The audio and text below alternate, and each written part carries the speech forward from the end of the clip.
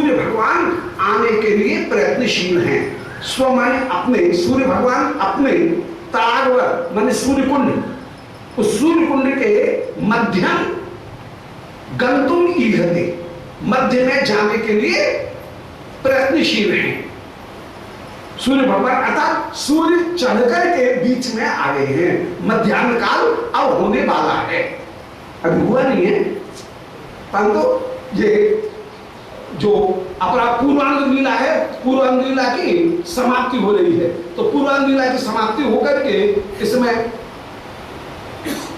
जो 10 बजे 10:48, तो 10:48 से यहाँ पर पूर्वांग जो है वो समाप्त होगा और 10:48 से फिर मध्याह्न जो है वो प्रारंभ हो जाएगा। तो इस समय सूर्य बीच में आना चाहते हैं, माने अब मध्याह्न प्रारंभ होने वाला है। तो गंतुमेश तनिश्च सत्वर, सत्वर माने शीघ्रता से सूर्य इस समय पहुंचना चाहते हैं अपने तार के बीच में, अर्थात सूर्य चढ़ करके मध्याह्न काल में पहुंचना चाहते हैं। शेरते इसमें स्पष्ट है। श्याम सुंदर बोले चेत यम भवति नीति, यदि यही नीति है अत्यते का क्षति, बोले भैया मैं तेरे साथ में चलता हूं तो वो क्षति तो होगी नहीं तेरी, इसलिए त्वम अहम इति उभौ, तू और मैं दोनों केवल दो एक जोड़े के साथ में ही हम चलते हैं।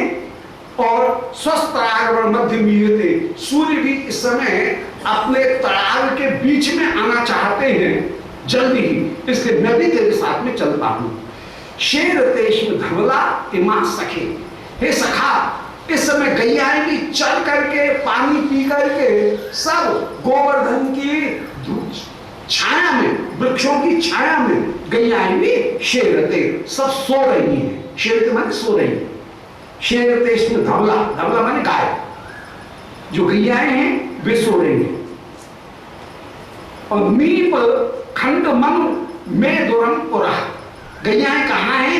नीप खंड माने कदम्ब खंडी में, कदम्ब के वृक्षों के नीचे गैयाएं शयन कर रही हैं। अम मेदुरम, जो कदम्ब खंडी, मेदुर माने सुंदर, परम सुंदर है, ऐसी मेदुर कदम्ब खंडी में गैयाएं विश्राम कर रही हैं। पुरा सामने देख, सांप्रतम शिशैशून सखीत इमाम, और ये जो सखाएं हैं प्रिय सखा, ये प्रिय सखाओं की भी आंखों में मरंग प्रवृत्ति, जो सखागण है इनकी भी आंखों में नींद आ रही है। तो सांप्रतम शिशैशून सखी, ये सखागण भी इस समय दोपहर को कहीं सोना चाहते हैं, भोजन कर लिए, अब इनको नींद आ रही है। और भैया पुरानी कहावत है कि खाए के सो जाए मार के भाग जाए, तो भैया ये सखा न सोना चाह रहे हैं तो इन सखान को भी सो जाते। तो सांप्रतम शिशैशून सखी, ये सखी इस सखागण इस समय शिशैशून शयन करना चाहते हैं। इमाम माम कदर्थ है मुदई में खेले, इसलिए इन सखाओं को खेलने के लिए जगाना ये भी उचित नहीं है। मान कदर्थ है, इन सखाओं को परेशान मत कर। मुदई में हमारे व्यर्थ में खेले, इनको खेल में लगा करके इनको परेशान करने की जरूरत नहीं है, इन सखाओं को भी सो जाने। पीछा छुड़ाना चाह रहे हैं सखाओं से। तो एक अंत में ये रसिक शिरोमणि किशोरी जी से मिलने के लिए जाना चाह रहे हैं, कह रहे भैया गैया भी सो गई है, सखान को भी सो जाने। कुंठ बटु पाटवाद दृतई, इस प्रकार वो बटु अकुंठ बुद्धि वाला है, माने बड़ा तेज बुद्धि वाला, मधुमंगल परम बुद्धिमान, केवल विचित्र वेश भूषा इनके द्वारा हास्यकारी मात्र ही नहीं है, बल्कि बड़े कुशल होकर के, बुद्धिमान होकर के भी मधुमंगल विराजमान। भारतीय विदूषक, नाट्यशास्त्र का जो विदूषक है, उस नाट्यशास्त्र के विदूषक में और पाश्चात्य नाटकों के जोकर में बहुत बड़ा अंतर है। एक केवल मूर्खता का कार्य करता है, परंतु मधुमंगल वो मूर्ख नहीं है। भारतीय जो भारतीय पूरा विदूषक वो परम चतुर परम विद्वान भी होता है। उसकी चेष्टा भले ऊपर से हास्य करने वाली होती है, परंतु उसकी चेष्टाएं कहीं न कहीं लक्ष्य को प्रस्तुत करने वाली और विद्वत्ता से पूर्ण होती है। तो ये भारतीय विदूषक की विशेषता है। विचित्र वेशाभरणी हास्यकारी विदूषक। नाट्यशास्त्र में विदूषक का लक्षण निरूपण किया गया कि विचित्र वेश क्रिया इनके द्वारा हास्य उत्पन्न करने वाला विदूषक होता है, परंतु वो होता बड़ा चतुर है और उसके कहीं बसंत इत्यादि ये नाम होते हैं। बसंतक, मधुमंगल, ये उसके प्राय नाम, उनके इसी तरह के नाम बसंतक, मधुमंगल इत्यादि ये उसके नाम होते हैं। संस्कृत के नाटकों में भी देखें तो ये बसंतक नाम करके ही विदूषक के नाम। यहाँ पर जैसे मधुमंगल अर्थ तो एक ही है, मधुमंगल कहें चाहे बसंत कहें, वो बसंतक कहें, नाम लगभग एक, अर्थ उनका एक सा है। तो ये मधुमंगल परम विद्वान है। तो ये कह रहे हैं इति अकुंठ बटु पाटवा द्रुतई, जिसमें अकुंठ पाटव विराजमान है, जिसकी पटुता कहीं भी खंडित नहीं होती है, ऐसा वो मधुमंगल विराजमान है। तो अखंड पाटवार द्रुतई, सारे सखागण भी मधुमंगल के अखंड पाटव पटुता के कारण मधुमंगल का आदर करते हुए विराजमान होते हैं। ऐसे उन सखाओं के द्वारा प्रयातन थी, कन्हैया को अनुमति दे दी गई। बोले अच्छा कन्हैया जाओ भैया, हो गया जल्दी आ जाइए, ऐसा कहकर के सखाओं ने भी अनुमति दे दी। लो चटा, सखाओं से छुटकारा हुआ, सखाओं से कृष्ण छूट गए। तो सखागण कहते हैं प्रयातन नीति दत्त सम्मति, जिन्होंने जाओ भैया जाओ, तुम दोनों जाओ, ऐसा कहकर के जिनको सम्मति प्रदान कर दी है। जगमुक्त हो प्रमद लाभ बना, उस समय श्री कृष्ण प्रमदल नामक बन से उस समय जल्दी से चले और चल करके आप कुसुम सरोवर पहुंच गए। ये प्रमदल मन है गोवर्धन के पास में एक गांव आज भी है, उस गांव का नाम है, आजकल उसको कहते हैं प्रमदल वन को परमदरा।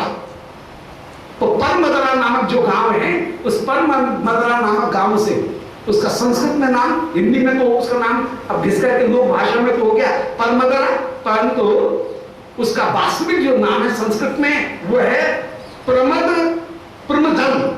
तो प्रमदल वन से परमदरा से श्री श्याम सुंदर उस समय निकले और परमदरा से निकल करके और आप कुसुम सरोवर वहां पधारे। तो जगमुक्त प्रमदला बना, परमदरा गांव से निकल करके तौ मुदा प्रमदयाश्रितम सराहा, वे दोनों के दोनों प्रमदयाश्रित, प्रमदाओं के द्वारा आश्रित जो सरोवर है वहां पहुंचे। प्रमदाओं के द्वारा आश्रित सरोवर माने राधा कुंड, श्री राधा कुंड वहां पहुंचे। तो प्रमदल वन उसको कहेंगे परमदरा, और प्रमदाश्रित सर इसका अर्थ हुआ श्री राधा कुंड। राधा कुंड के पास में ये पहुंच गए।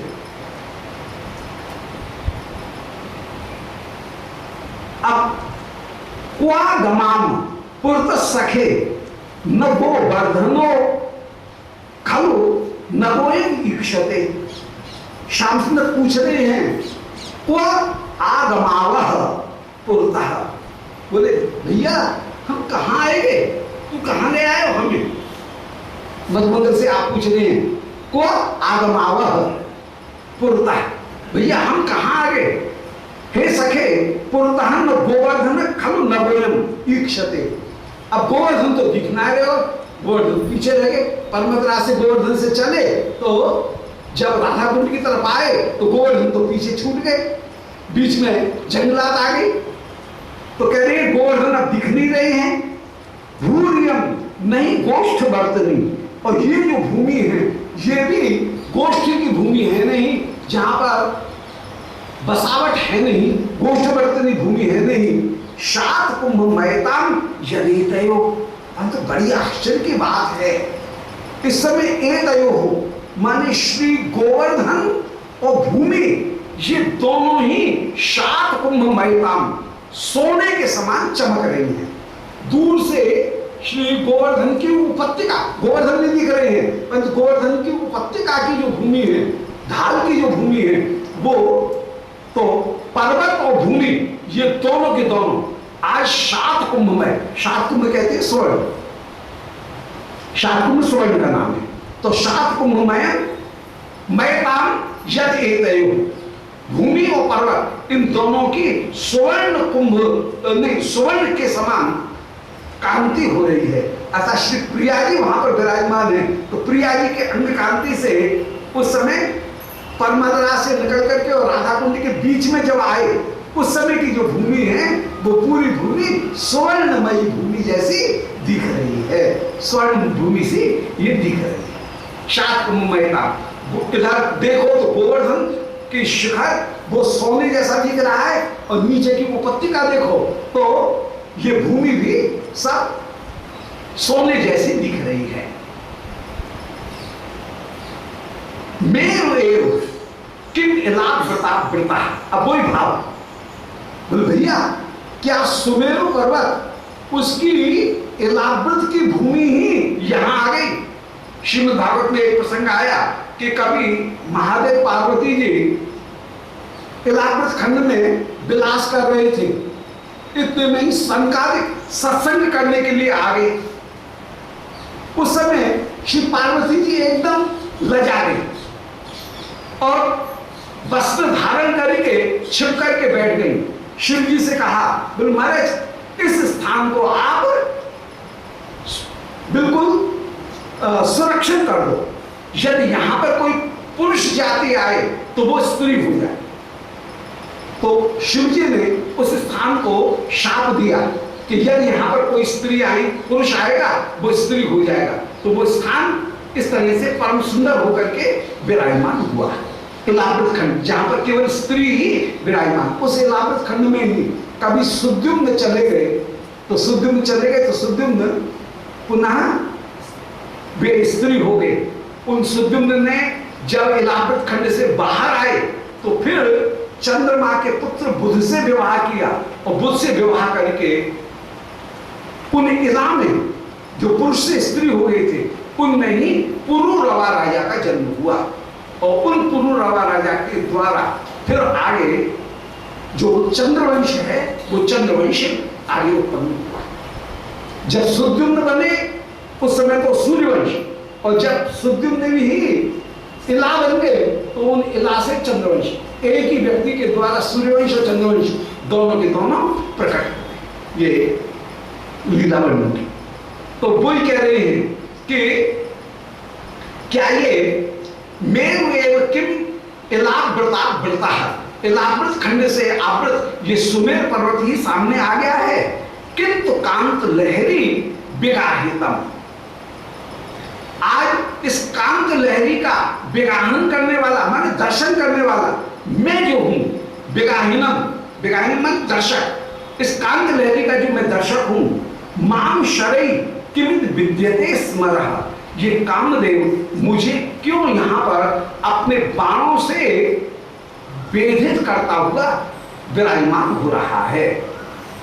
तो स्पष्टम आविर्भवत ब्रजंशतः, मालूम होता है ब्रज में अंशतः इलाव्रत खंड ही आविर्भूत हो गया है, परंतु यहां पर आते ही ये कांत लहरी मुझ दर्शक को अपने पहले बाणों के द्वारा मोहित करती हुई विराजमान हो रही है, छेदती हुई मुझे वेधित करती हुई विराजमान हो रही है। माम शरीर किमित विद्यते स्मर, स्मर माने कामदेव मुझे विद्यते, मेरे ऊपर बाण चला रहा है।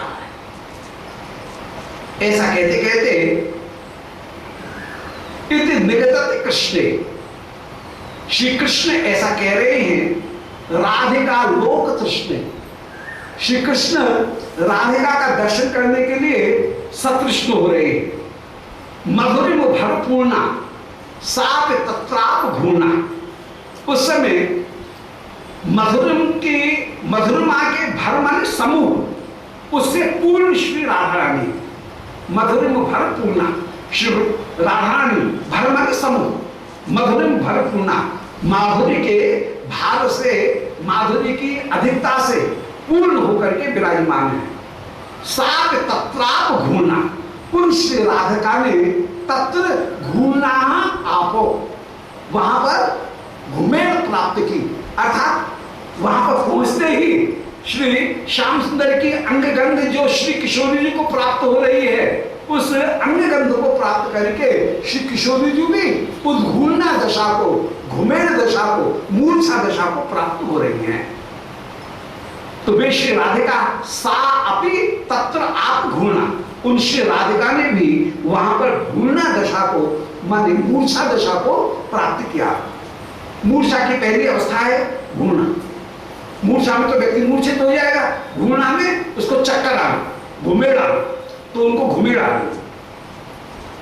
तब अपघन घनाना, चार राजत बनाना, क्योंकि ये उद्घूर्णा क्यों आ रही थी, तब अपघन घनाना, श्री श्याम सुंदर का अपघन, अपघन का तात्पर्य श्रीअंग, श्याम सुंदर का जो श्रीअंग है वही मानो घनाना माने मेघ है। श्री श्याम सुंदर के श्रीअंग रूपी मेघ का दर्शन करके, जो मेघ के श्रीअंग कैसा है, चार राजत बनाना, जिसने उस पूरे वन को परम रूप में सुशोभित कर दिया है। चार राजत बनाना, उस वन, उन वनों को जो राजत मानी सुशोभित करते हुए विराजमान, ऐसे श्याम सुंदर के श्रीअंग को देख करके कलित बपु विपुल तर्शई, उस समय श्याम सुंदर के श्रीअंग कैसे हैं, कलित विपुल तर्शई, श्री प्रिया के हृदय में अपूर्व रूप से तर्श माने तृष्णा को उत्पन्न करते हुए विराजमान। इसी तर्श का श्री गोविंद लीलामृत में इतना सुंदर वर्णन किया गया कि समय मदन मोहन सखी तलोते नेत्र स्प्रहाम। 5 श्लोक है, अब ये 5 श्लोक में श्री किशोरी जी कह रही हैं कि आज ये श्याम सुंदर मेरे नेत्रों में दर्शन की स्प्रहा उत्पन्न कर रही है। समय मदन मोहन सखे तनोते कर्ण स्प्रहाम, उनके वेणुनाद को श्रवण करने की मेरे कान में स्प्रहा हो रही है। समय मदन मोहन सखे तनोते जिह्वा स्प्रहाम, श्याम सुंदर के अधरामृत का पान करने की मेरी जिह्वा में स्प्रहा उत्पन्न हो रही है। समय मदन मोहन सखे तनोते स्पर्श स्प्रहाम, श्याम सुंदर को छूने की जो स्प्रहा है वो मुझे प्राप्त हो रही है। समय मदन मोहन सके तनोते घ्राण स्प्रहाम, श्याम सुंदर को सूंघने की मेरे हृदय में अभिलाषा हो रही है। तो गोष्ठेन्द्रात बल्लवा कर्षत बलात् पंचेन्द्रियाण न्याल में, वे गोष्ठेन्द्रात्मक बल्लव मेरी 5 इंद्रियों को बलपूर्वक आकर्षित करते हुए विराजमान। क्या कहना श्री कृष्णदास कविराज गोस्वामी जी का, उन्होंने श्री गंभीर लीला में चैतन्य चरितामृत में श्रीमद महाप्रभु राधा भाव में जैसे माने पीछे का जो अंश है, पीछे के जो 4-5 अध्याय हैं, उनमें श्री महाप्रभु जैसे गंभीरा में, गंभीर लीला में, श्री राधा भाव में श्याम सुंदर के शब्द स्पर्श रूप रस गंध इनकी माधुरी का जैसे आस्वादन करते हैं, उसकी विभिन्न लीलाओं का भी वर्णन किया और लीलाओं के साथ साथ एक एक माधुरी का उन 5 अध्यायों में श्री कविराज गोस्वामी ने वर्णन किया है। गंभीरा लीला में चैतन्य चरितामृत का वो भाग वास्तव में बड़ा आस्वादनीय भाग है। गंभीरा लीला में जहां पर श्री प्रिया जी कभी दर्शन की स्प्रहा, कभी गंध की स्प्रहा, कभी श्रवण की स्प्रहा, कभी श्याम सुंदर के स्पर्श की स्प्रहा, तो शब्द स्पर्श रूप रस गंध इन 5 स्प्रहाओं को प्राप्त करते हुए कह रहे हैं कि गोष्ठेन्द्रात्मक बल्लवा कर्षत बलात् पंचेन्द्रियाण न्याल में, वे गोष्ठेन्द्रात्मक बल्लव आज मेरी 5 इंद्रियों को बलपूर्वक आकर्षित करते हुए विराजमान। बिल्कुल वही करेंगे भाव श्री कविराज गोस्वामी जिस भाव को प्रस्तुत कर रहे हैं श्री गोविंद लीलामृत में। ये कृष्ण भावनामृत ग्रंथ तो बहुत बात का है, कविराज गोस्वामी के चैतन्य चरितामृत के कम से कम 150 वर्ष बाद का ये ग्रंथ है।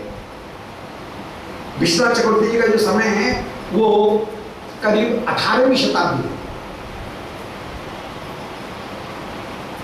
तो ये जो है ये कम से कम 150 वर्ष का कहीं अंतर है। श्री महाप्रभु के अंतर्धान होने के फिर बाद में कृष्णदास कविराज ने अपने जीवन के अंतिम भाग में श्रीमद् वृंदावन में चैतन्य चरितामृत लिखा। और उस समय कह रहे हैं मेरे हाथ कांपते हैं, आंखें दिखती नहीं हैं, कमर झुक गई है, दुहरा हो गई है, झुक गया हूं, इस ग्रंथ को कैसे लिखूंगा। संतों ने आदेश दिया है कि आप चैतन्य चरित्र को लिखो। और इस समय संयोग की एक लाभ की बात यह है कि मैं जब ग्रंथ लिखने के लिए बैठा हूं तो इस समय वे लोग भी, कुछ लोग विद्यमान हैं जिन्होंने श्री चैतन्य का दर्शन किया और उस लीला का साक्षात दर्शन किया।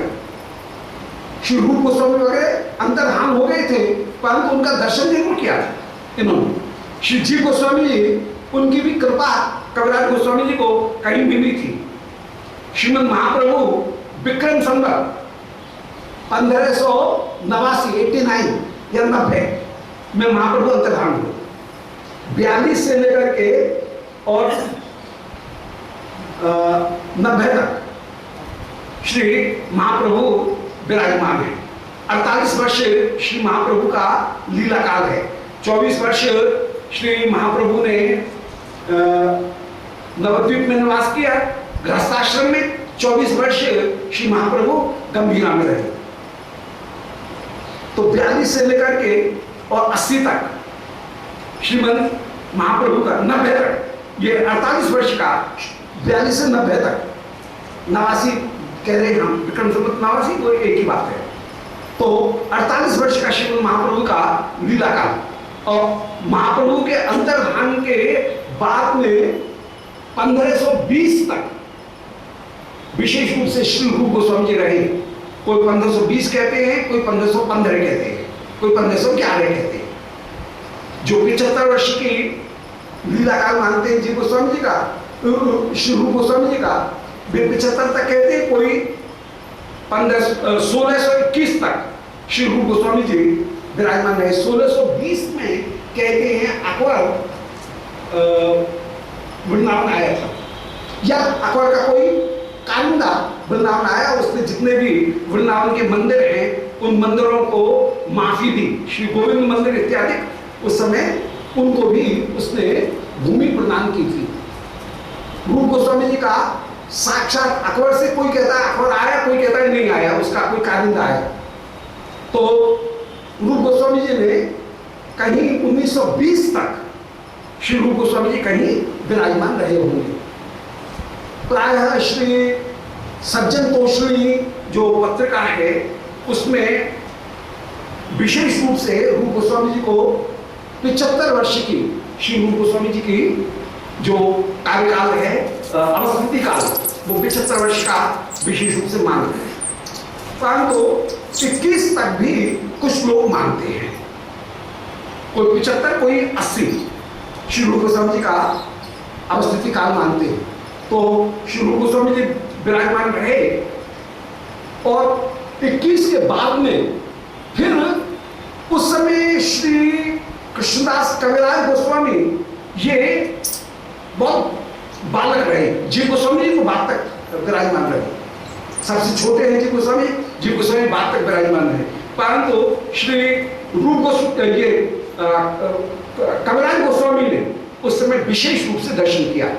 श्री कविराज गोस्वामी के पहले चैतन्य चरित्र की रचना करने वाले श्री वृंदावन दास जी, उन्होंने चैतन्य मंगल या चैतन्य भागवत, चैतन्य मंगल किसी दूसरे का भी एक ग्रंथ है तो कहीं भ्रम नहीं हो जाए, इसलिए चैतन्य भागवत अलग कर दिया गया, उसका फिर बाद में नाम दे दिया गया चैतन्य भागवत। तत्वतः चैतन्य मंगल और चैतन्य, पहले मूल नाम तो चैतन्य मंगल ही था, फिर बाद में उसको ही चैतन्य भागवत कह दिया। उस चैतन्य भागवत का आश्रय ग्रहण करके कविराज गोस्वामी ने फिर श्रीमद् महाप्रभु की लीला विशेष रूप से लिखी।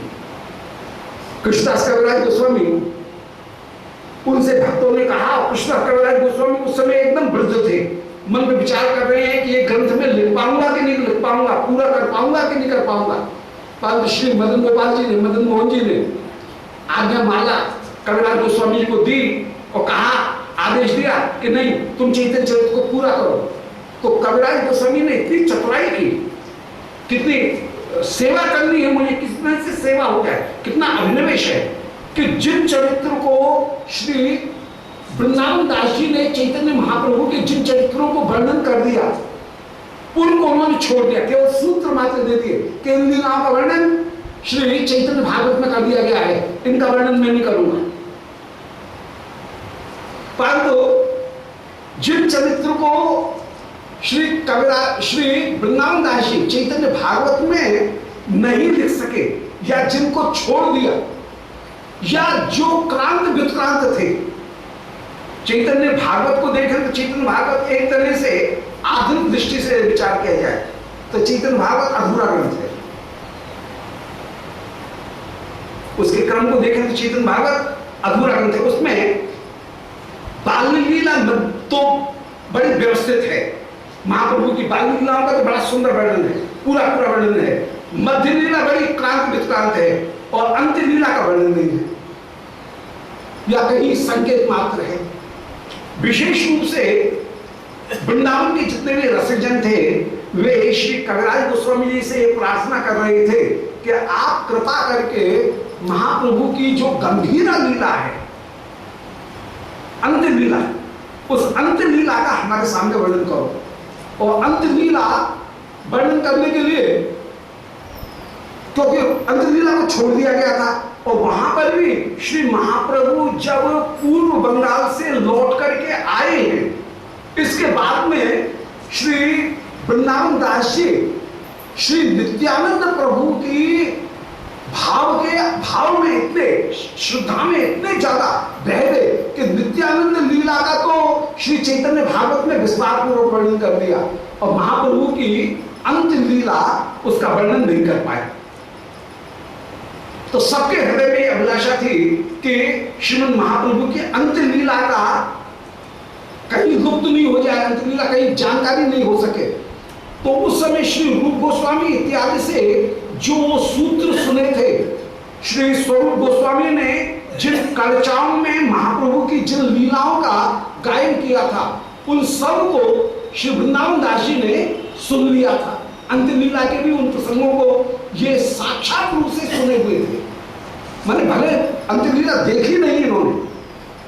श्री कृष्णदास कविराज ने महाप्रभु की अंत लीला दर्शन नहीं की थी, इनका जन्म भी शायद बाद में ही हुआ होगा।